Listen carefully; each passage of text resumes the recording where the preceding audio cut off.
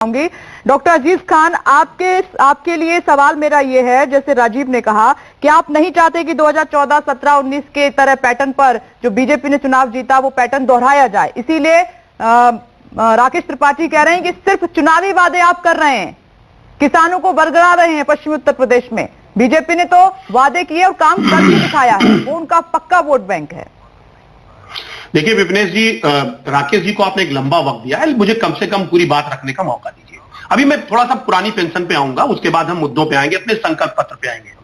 पुरानी पेंशन का मैं थोड़ा वाकया बता दूं कि जो ये बुढ़ापे का सहारा 22 दिसंबर 2003 को माननीय अटल बिहारी वाजपेयी जी ने कहा, साहब एक रेफरेंस दिया बीके भट्टाचार्य समिति के आधार पर, उन्होंने कहा इसे बंद कर दिया जाए क्योंकि 2.1% जीडीपी ये कहा जा रहा था इससे बेकार जा रहा है, और उन्होंने इसका एक प्रस्ताव दिया और उसके बाद एनपीएस सिस्टम लागू करने के लिए उन्होंने लागू कर दिया। यानी एनपीएस सिस्टम का मतलब अंशदायी सिस्टम, यानी कुछ सरकार देगी और कुछ जो नौकरी कर रहा है वो उनका मिला करके उसको इन्वेस्टमेंट किया जाए, यानी वो शेयर मार्केट में लगाया जाए, ये मकसद था। शेयर मार्केट में लगाने का मतलब उद्योगपतियों को फायदा पहुंचाना। पहली बात, सवाल इस बात का, एक तो पुराना पेंशन लिया और उसके बाद उसको रिस्क पे छोड़ दिया जा रहा है। पहली बात, ये कहीं ना कहीं उद्योगपतियों का फायदा पहुंचाने का एक बड़ा प्रयास।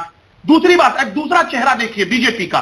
देखिए माननीय अटल बिहारी वाजपेयी ने क्या किया कि सांसदों और विधायकों का, यहां तक कि उनका पेंशन बंद नहीं किया, और यहां तक कि अगर कोई सांसद है और विधायक है तो वो दोनों पेंशन ले सकता है। तो उसी चीज को माननीय अखिलेश यादव जी ने कहा कि हम पुरानी पेंशन को बहाल करेंगे, और बहाल कर सकते हैं, इसमें कोई बुराई नहीं, क्योंकि राज्यों को वो अधिकार है, इसमें इनको ऑब्जेक्शन होना नहीं चाहिए। पहली बात। दूसरी बात, इन्होंने बिजली की बात की। देखिए बिजली को आप देखें, नवंबर 17 में और सितंबर 19 में 2 बार बिजली की रेट बढ़ाए गए इनके कार्यकाल में। रिज्यूम में पहले ये 5 रुपया 10 पैसा पर यूनिट था, आज ये 8 रुपया 40 पैसा पर यूनिट है। ये शहरी क्षेत्र के लिए, जहाज क्षेत्र के लिए 2 रुपया 20 पैसा था पहले पर यूनिट चार्ज, और ये 4 रुपया 50 पैसा है। इन्होंने रेट तो बढ़ा दिया, लेकिन एक भी पावर प्लांट इन्होंने नहीं लगाया, जबकि समाजवादी पार्टी ने अपने कार्यकाल में कई थर्मल पावर प्लांट लगाए, चाहे वो जवाहरपुर का हो, ओबरा का हो, हरदेवगंज का, बहुत सारे लगाए।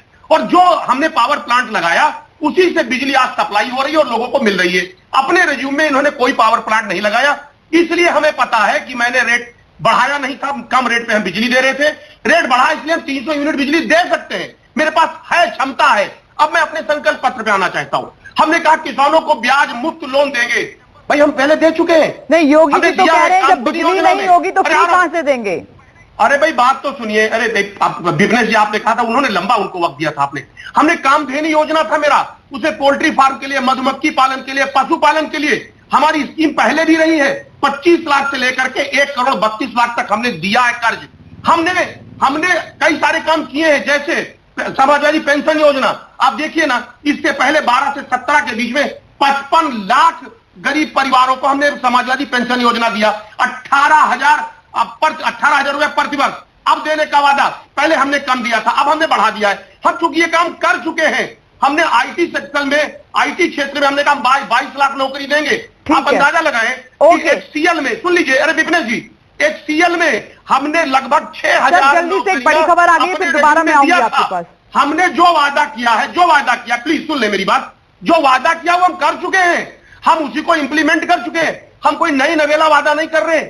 हमारा संकल्प पत्र बीजेपी की तरह झूठा संकल्प पत्र नहीं है, इसमें सच्चाई है और हम ये कर सकते हैं। चलिए मैं इस पर जवाब लूंगी, लेकिन इस बीच एक बड़ी खबर का डॉक्टर अजीज खान, जो राकेश त्रिपाठी ने शुरुआत में एक बात कही, क्या अखिलेश यादव इस पर दबाव में पश्चिमी उत्तर प्रदेश में जयंत चौधरी के आरएलडी के, और वो इतनी हिम्मत नहीं कर पा रहे हैं कि डोर टू डोर कैंपेन कर ले? देखिए कौन दबाव में है, अब सुनिए, एक मिनट में हल्ला मत करिए आप। इंद्रजीत जी आ रही हूँ सर, आपके पास आ रही हूँ। एक मिनट रुक जाए।